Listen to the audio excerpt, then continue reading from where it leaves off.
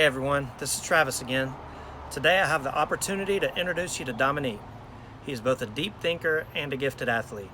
I was able to watch him become a leader through his dedication and work ethic in the classroom, on the basketball court, and on the track in high school. Everyone has a story. Here's your chance to hear someone else's. You might find out you've got a lot more in common with Dominique than you think.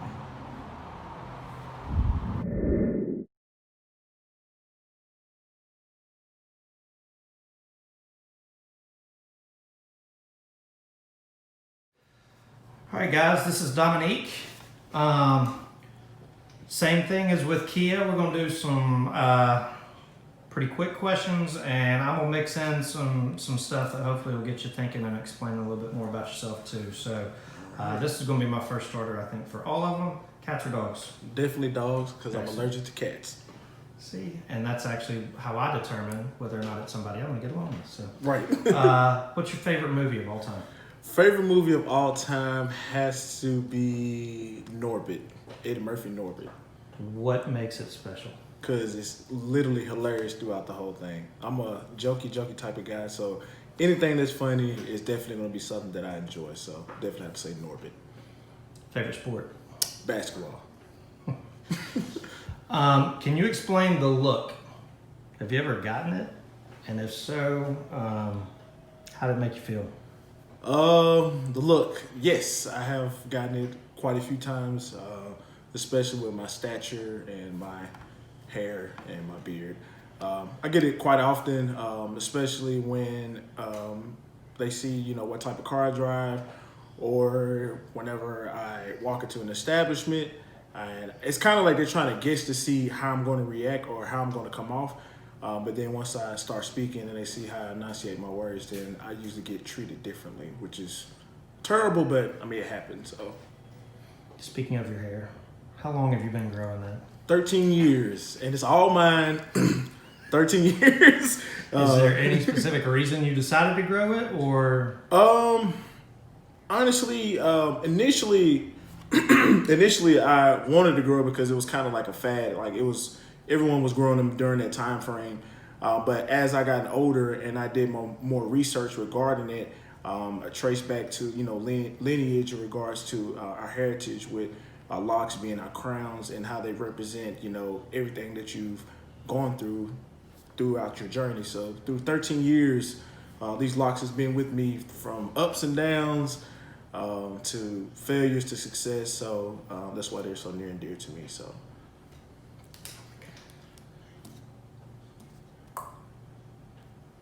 If you getting back to the look for one question, if you saw somebody give it to you and you could address it and know the person you were talking to would actually hear what you're saying, what would you say to him or her? honestly, I would ask them, upon you first seeing me, what was your perception of me? What was it that you thought about me? Did you see me as an individual that was threatening, or did you see me as just an individual, as a African-American male walking into an establishment? I'm always curious as to what people think. So a lot of times, people sometimes catch me when I'm not paying attention, so I do have a stern look. So a lot of people may be afraid.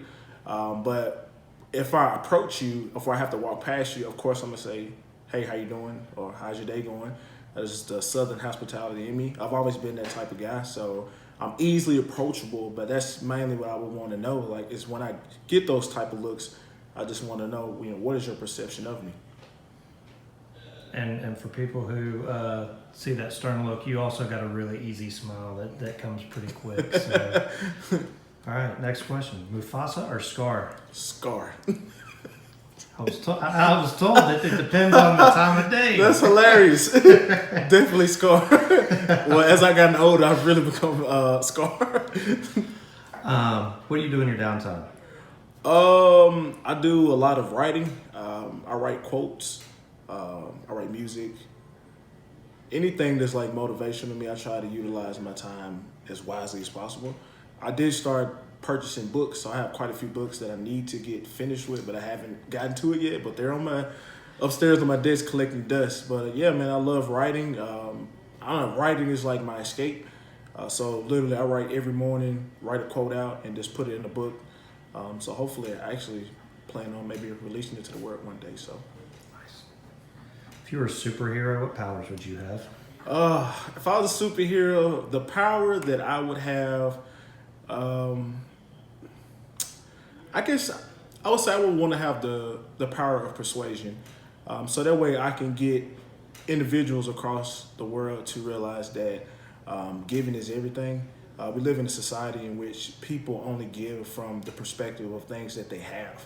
And they think, so say for instance, if I know I only have $20 and a person asks me for $10, I don't want to give it because I'm looking from the perspective, I only have $20. So when I give you 10, it's only gonna leave me with 10. Not knowing that the opportunities are endless, it's gonna come back to you tenfold. So that would be my power of persuasion, to persuade everyone to be giving. I love it. One food for the rest of your life. What is it? Oh, God, hot wings. Yes. Yeah, I eat hot wings every day. You a morning or nighttime person? Oh, to be honest, I'm a little bit of both because half the time I'm gonna go to sleep till like 2 o'clock in the morning, and then I'm right back up at 7. So, yeah, I guess I'd say I'm a hybrid. I'm in between. Introvert or extrovert? I would definitely have to say I'm an introvert by heart. Most people know me as being, that charismatic, outgoing guy. But that's mainly because of just my personality, but my profession that kind of forces me to be, as social with everyone because I have to deal with everyone every day in the job line that I'm in. But I find my most peace when I'm at home in my room, secluded, away from everyone, so I can give my brain time to just reflect on the day. So I'd say I'm an introvert. You talked a little bit about your job. Go backwards from there just a second. Where did you go to college? What was your major? I went to when I first went out of school, I went to Tennessee State University for my freshman year. Stayed there for 1 year, completed it, transferred to Middle Tennessee State University. Well, in my opinion, it was a mistake, but I transferred because all my friends were up there. So a lot of the guys that I went to high school with had already went straight to Middle Tennessee State. So it was just like the perfect opportunity to reunite with some of my closest friends. And when I got to MTSU, I first was trying to major in athletic training. And then after I did the observation hours where I had to sit on the field for like 5 hours, a soccer game, I said, nope, not doing that. So I switched to exercise science, and that's what kind of led me into the career path that I'm currently seeking at this moment. Which we're going to come back to here in just a couple minutes. Yes, sir. Books or television? I'm gonna be honest.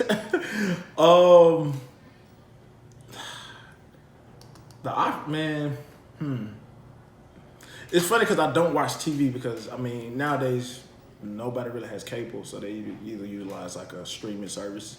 But yeah, I'd say I would probably prefer streaming because 9 times out of 10 I'm looking at my phone, so I'm not even really paying attention to it. So, any books specifically that you're reading right now?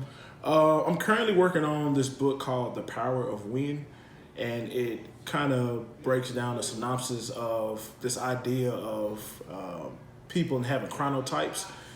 So it basically goes into classifications in which people can do different things, different tasks throughout the day at the best times based off your chronotype. So it's very interesting. So, nice.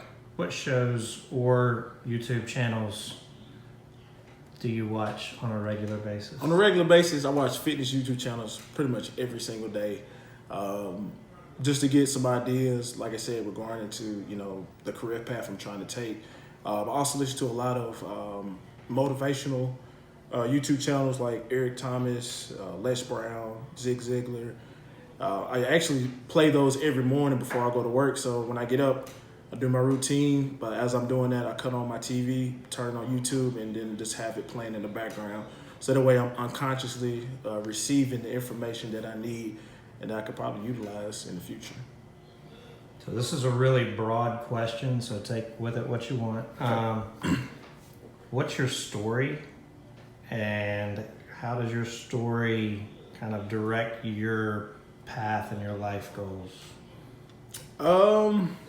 My story, I'm a product of a single parent household. I was raised by my mother. She had me at the age of 16, so I can only imagine the challenges she had to endure while, trying to raise me, doing, just growing up as a kid. My childhood was really good. It was just plagued by my own health issues with asthma and peanut allergy. I had a fatal peanut allergy that I still have to this day, so I still can't enjoy peanuts. So just growing up as a kid, trying to understand why I can't eat what other kids were eating, or having to be segregated so much from different portions during that time frame, which parents didn't want to remove peanuts from schools and stuff. So that was kind of a hardship, but I eventually got over it as I got older and found sports. Sports was really my outlet for me. It really, I don't know, it really just gave me a form to just prove myself. Basketball, I love it, but my first love was actually baseball. I fell in love with baseball immediately, but due to the school that I went to, 21st Century Academy, oh man, I love that school to death, man. But we lost sports quite often, so we had baseball from 6th to 8th grade, and then once I got in high school, we didn't have baseball anymore. They took all our sports away. All we had was basketball. Then senior year, we got track back, and then did pretty good, made a state championship. Coach Miller took me. And I actually couldn't even compete because they didn't give me the athlete's pass. So I got disqualified to state track meet. Yeah, that was a low point of my coaching career. It was riding back with you and Brandon from Murfreesboro for 2 hours with two really disappointed high school seniors was not a lot of fun. Yes, man. It was crazy. But, ultimately, that's what it was. So, it was nothing really we can do about it. But how it all ties into my story is that, like I said, just being raised upon a single mother and seeing how hard she strived every day to make sure that I have everything that I needed. Like, honestly, I had everything I needed. I had a car at 16. Kept gas in the car, I don't know how, but my mom made sure I had it. I had anything I wanted, shoes, things of that nature. I didn't have to work until once sports was completed, and that was my decision. She ultimately made me the man that I am today, and I'm very thankful for that. So what are your future goals and aspirations? Currently right now, my future goal, man, is to get this fitness brand out to the world. So currently right now, I do personal training on the side. I do have to work full time right now currently, but I have my brand Outside of Performance. A lot of people are familiar with that. It started off as Outside of Fitness, but we decided to go into a new direction regarding that. So with the Outside of Performance side, it's mainly geared towards health, fitness, in regards to getting guys and women or whoever that's interested set up with workout plans, fitness plans, diet, nutrition, things of that nature, and macro coaching as well. So we offer a lot with that. But recently, I came up with a secondary company that's going to be alongside with it. It's going to be my fitness clothing brand. So I'm a very fashionable guy. I love to look good while I'm in the gym. I always have that notion that if you look good, you feel good. So that carries highly with me. And I'm actually in the process of getting this brand out to everyone. It's actually going to be titled Fear Fit Brand. This is the first time the public is hearing this as well, so it's exclusive for Coach Miller. But yes, it's titled Fear Fit Brand, and what it represents is forever evolving and rare. And how I came up with that is that actually one day, it was in the morning, I was getting ready for work, and I had Les Brown playing in the background, and the topic was fear. And he brought up the word fear and utilized the acronym for false evidence appearing real. And for some reason, it just rung with me. It just kept ringing in my head, fear, fear, fear. And for me, fear has plagued me for quite a while. I suffer from anxiety every now and again, and fear is something I've always had in the back of my head, of rather fear of failing, fear of not being enough, fear of not experiencing success. So I thought to myself, how can I take the word fear and flip it to where it fits my life and can potentially help and elevate another individual. So that's why I came up with forever evolving and rare. And what that means is that for a person to want to forever evolve, that person must be willing to change every day, no matter what. And for a person to remain rare, they must be forever evolving. And so I'm really excited about getting this out to the world. It definitely will be coming soon. So the end goal is to transition fully into my fitness brand and then ultimately open up a destination gym here in Chattanooga, Tennessee. Do you believe in the paranormal? It's funny that you say that because like paranormal movies, I stay away from. I don't know. I'm terrified of them. Like I don't do good with scary movies, but I like watching them. So, man, I think they exist. That's Angela's question. That's one that's going to be in here for all of them too. Right. What's your favorite holiday? Christmas. Why? Well, first of all, I'm born on Christmas Day, so that's one of my favorite holidays. And also, too, ultimately, it's always an opportunity for me to gather with family from everywhere. So, you know, everyone usually have family that's spread across, and a tradition for pretty much all Americans is that, you know, family comes in town for Christmas holidays. So that's the best aspect of it, just being able to be around family and the gift of giving. Are you an indoor or an outdoor person? I'm definitely an outdoor person. I like to be out in nature. I like to feel the sun on my skin, even though I do like the comfort of my room. But yeah, definitely outdoors person. What's something you're really bad at? My God, procrastination. Lord have mercy. Procrastination is by far my weakness. I attribute that to the fact that I tend to catch on to stuff really quickly, and that's kind of like my Achilles heel. Like I catch on to it, I'll get something started, and then I'll say, well, I can go back and complete it here the next day, just because I know how easily I can get it done. But it definitely, it always boils down to me procrastinating. Right now, I currently got 2 YouTube videos that I haven't even edited yet, and I've been saying I'm gonna be editing them for the last 2 weeks. So procrastination is my downfall. What's one thing most people don't realize about you?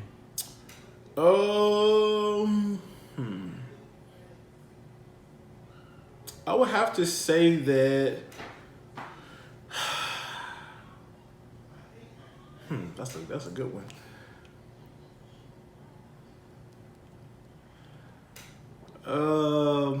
I think I would have to say most people don't realize about me is that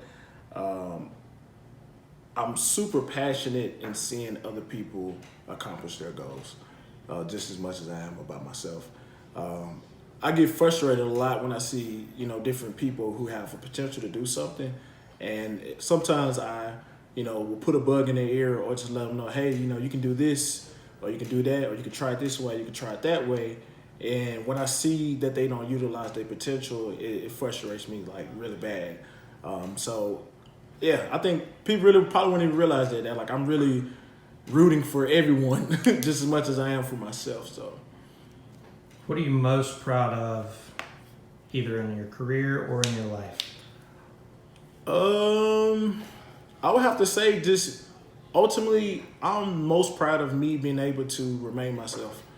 For anyone that knows me, for the 30 years I've been on this earth, I've been the same Dominique since beginning. Shoot, I haven't changed. Far as wise like acting out of character, I have seen growth. I have had opportunity. Well, I have had instances where I have come out of character, but for the most part, I'm really proud of me being able to remain as authentic as I have been. And that kind of touches on the next one. How would your closest friends and family describe you? Oh, 3 words or less. 3 words or less. Let's see. Loud, talkative, and caring. So you've also kind of touched on this, but how would you describe your family? Definitely close knit. My family, we actually Like to laugh. we actually meet up every Sunday now to have dinner. My grandmother recently passed in April, so we started that tradition to where we have Sunday dinner every Sunday, and it's actually going pretty strong. And I'm just very thankful for how close knit our family has always been and has remained. What's the best piece of advice a family member has ever given to you?